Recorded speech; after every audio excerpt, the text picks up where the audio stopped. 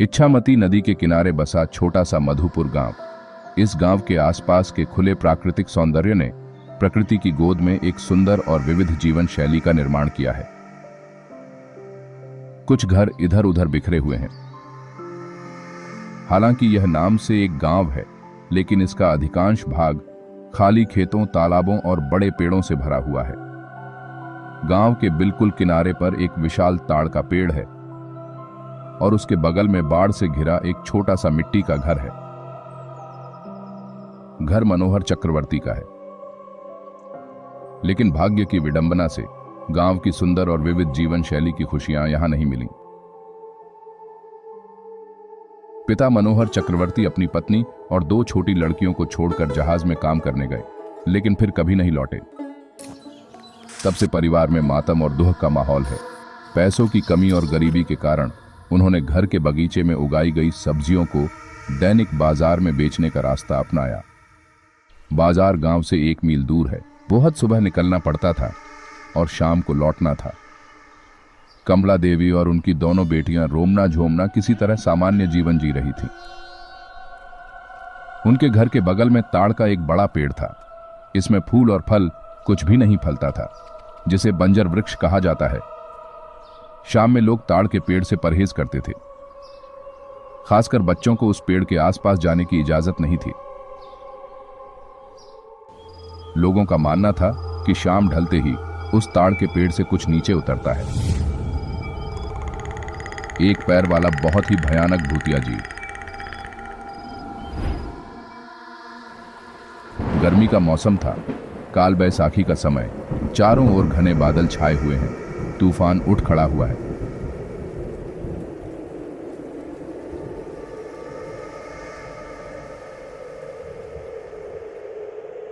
हवा खिड़कियां और दरवाजे में दस्तक देने लगी। इस बीच बाजार में तूफान अभी शुरू ही हुआ है। आसपास हर कोई दुकानें समेटने में लगा हुआ है। कमला भी घर लौटने की तैयारी कर रही थी कि अचानक बिशु ने आवाज दी। मुझे लगता है तूफान आएगा, थोड़ा ठहर जाओ। नहीं बिशु दादा, रुकने से नहीं चलेगा। मुझे जल्द से जल्द घर पहुंचना है। जैसे ही कमला की बात खत्म हुई, बिजली की चमक के साथ बारिश की बड़ी बड़ी बूंदें नीचे गिरने लगी। बेटी, इस तूफान में तुम पहुंच नहीं पाओगी और ये तूफान इतनी जल्दी खत्म नहीं होगा। तेज तूफान है। बात सुनो मेरा, यहीं रुको। पर ना पहुंचे तो? कमला की बात खत्म नहीं हुई। चारों ओर काले घने बादल छा गए और काल बैसाखी में तेज गरज चमक के साथ बारिश होने लगी। तीव्र वेग से शुरू हुई तूफानी बारिश को 2 हताश और भयभीत आंखों से वो देखने लगी। रात का अंधेरा धीरे धीरे घना होता जा रहा है। बारिश अभी थमी नहीं है। तूफान धीमा हो गया है, लेकिन बारिश पूरे जोरों पर जारी है। घर के बाहर 2 बहनें बैठी हैं।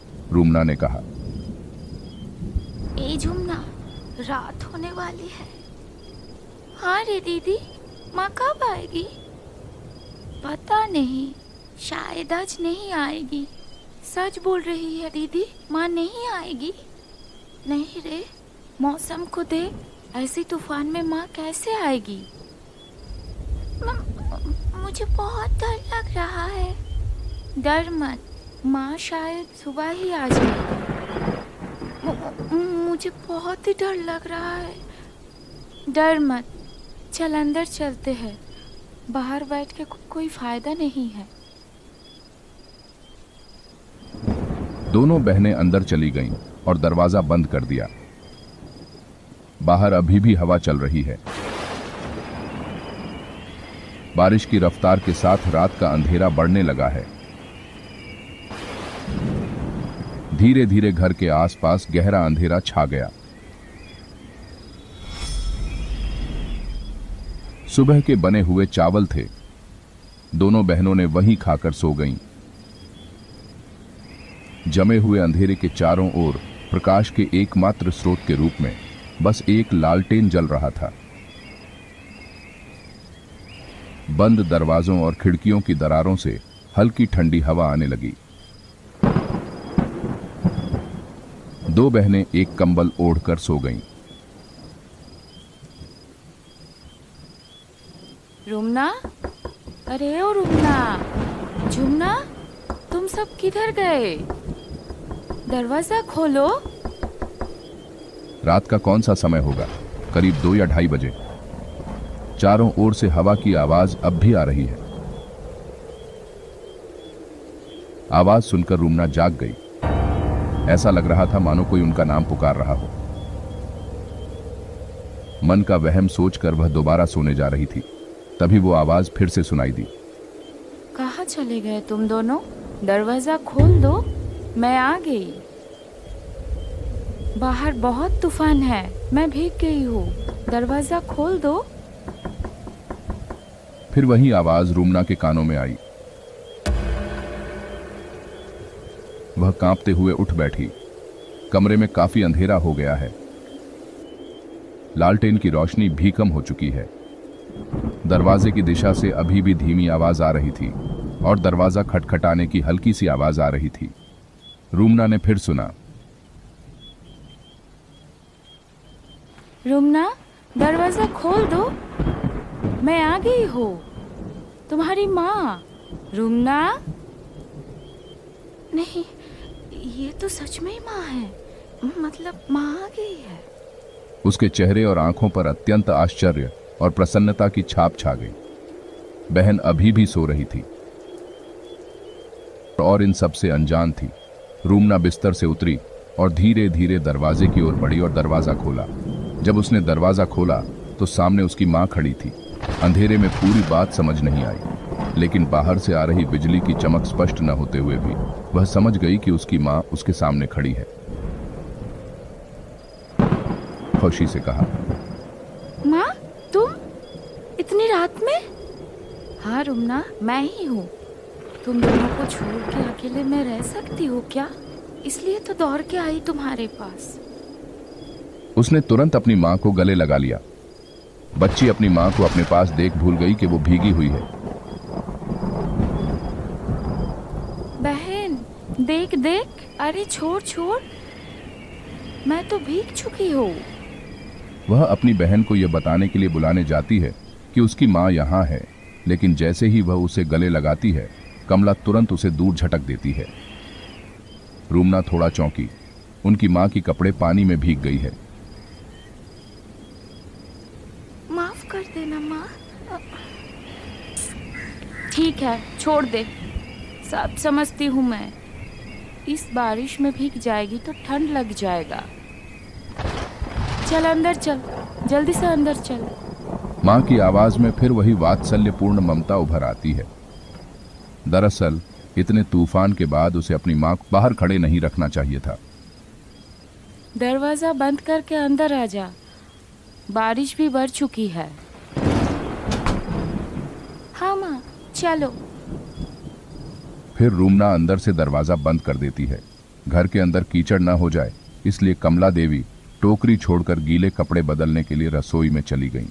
रुमना अपनी माँ से पूछती है, माँ, बत्ती की रोशनी कम हो चुकी है, मैं मिट्टी का तेल डाल दूँ क्या? नहीं, छोड़ दे, वैसे भी बहुत रात हो चुकी है, बत्ती लेके क्या करूँगी, सोना ही तो है। ठीक है माँ। तुम दोनों ने खाना खाया? हाँ माँ। जा जाके सो जा, मैं भी आ रही हूँ। कुछ खाने के लिए दे दूँ माँ? नहीं, उतने से नहीं होगा, तुम दोनों सो जाओ, अगर मुझे भूख लगेगी तो मैं खा लूंगी। कमला देवी ने अंदर से कपड़े बदलते हुए जवाब दिया। रुमना बिना बात किए सो गई। बहन अभी भी सो रही है। उसने अपनी बहन को धीरे से बुलाया। हे झुमना, झुमना, माँ आ गई है, पता है तुमको? झुमना ने नींद भरी आवाज में उत्तर दिया। माँ, कहाँ है दीदी? ये लो, मैं आ गई हूँ। माँ। कमला देवी आकर बिस्तर पर सो गईं। झुमना नींद में अपनी मां से लिपट गई। फिर वो दीदी की तरफ मुंह फेर कर सो गई। मैं पीठ सहला देती हूँ, तुम सो जाओ। बहुत समय बीत गया। बारिश रुक गई है। बाहर से मेंढकों की आवाज आ रही है और झुमना अचानक असहज महसूस करने लगती है। उसने आंखें खोलीं। उसके चेहरे और आंखों पर दर्द का एक अजीब सा भाव उभर आया। उसने धीरे से दीदी को जगाया। क्या हुआ? क्यों बुला रही है? दीदी, पीठ बहुत दर्द हो रही है। माँ को बोलना पीठ सहला देने के लिए। झुमना नींद में कमला देवी को बुलाने जाती है। तभी अचानक एक भयानक दृश्य देखकर वह चौंक जाती है। अपनी आंखों के सामने एक भयानक दृश्य, अजीब, बदसूरत और भयानक एक प्राणी अपने लंबे तेज कांटों जैसे जीभ के साथ लगातार उसकी बहन की पीठ को चाट रहा है।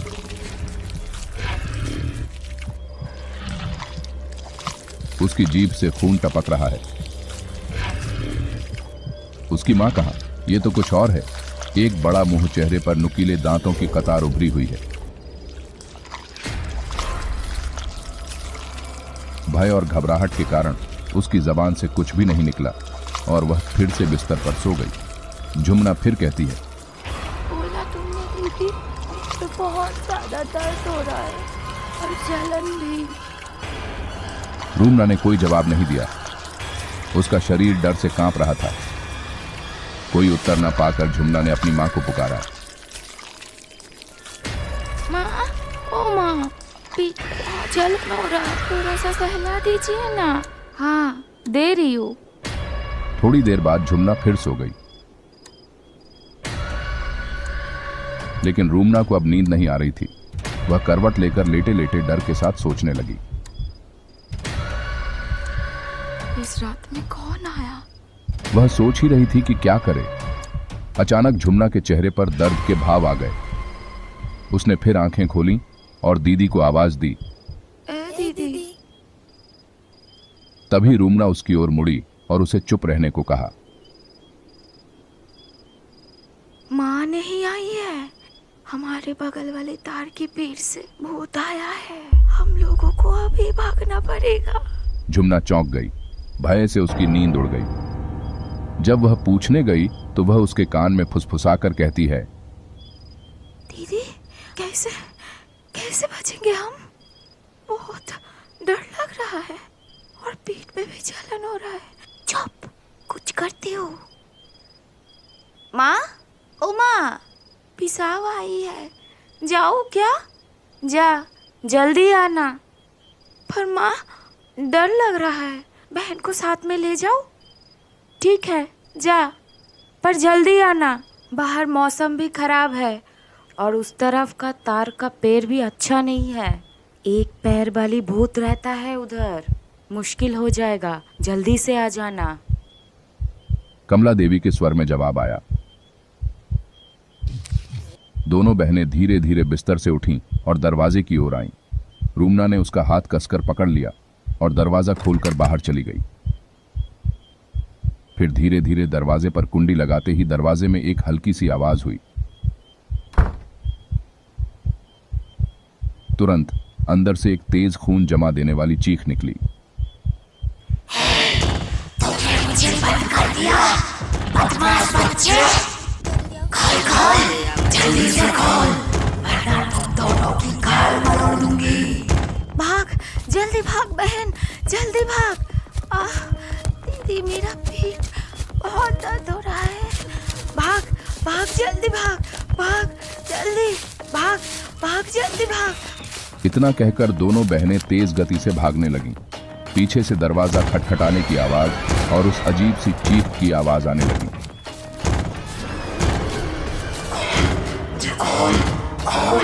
रुक जा।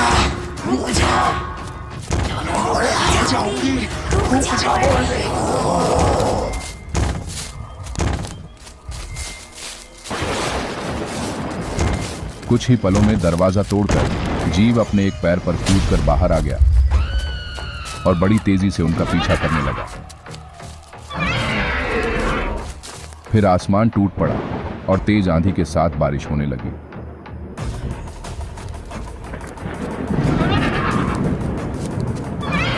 दोनों बहनें बारिश की परवाह न करते हुए तेजी से दौड़ने लगी। खेत, मैदान, बांस के जंगल को पार कर वे धीरे धीरे दूसरे मोहल्ले की ओर आ गए। अभी भी वह अजीब भूत उनका पीछा कर रहा है। उसकी भयानक हंसी की आवाज आने लगी। भूत धीरे धीरे उनकी ओर बढ़ने लगा। जितना हो सके तेजी से दौड़ते हुए उस मोहल्ले का पहला घर अचानक सामने आ गया। खोलो खोलो दरवाजा खोलो, बचाओ बचाओ, खोलो खोलो दरवाजा खोलो, खोलो खोलो, बचाओ हम लोगों को, खोलो बचाओ दरवाजा खोलो, बचाओ बचाओ। रूमना झुमना उस घर के दरवाजे पर आए और तेजी से दरवाजा खटखटाने लगे। कुछ ही देर में घर के मालिक देवराज गोस्वामी ने दरवाजा खोला। अरे क्या हुआ है बच्चा, इतनी रात को? हम लोगों को बचा लो, वो मार डालेगी हम दोनों को। दीदी बहुत दर्द हो रही है। तभी झुमना रुमना के कंधे पर बेहोश हो गए। देवराज बाबू ने बिना देर किए जल्दी से उन दोनों को अंदर ले लिया और दरवाजा बंद कर दिया।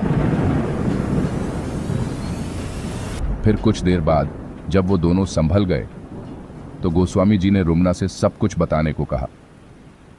उधर गोस्वामी जी की पत्नी झुमना को संभाल रही थी। रुमना धीरे धीरे गोस्वामी जी को सब कुछ बता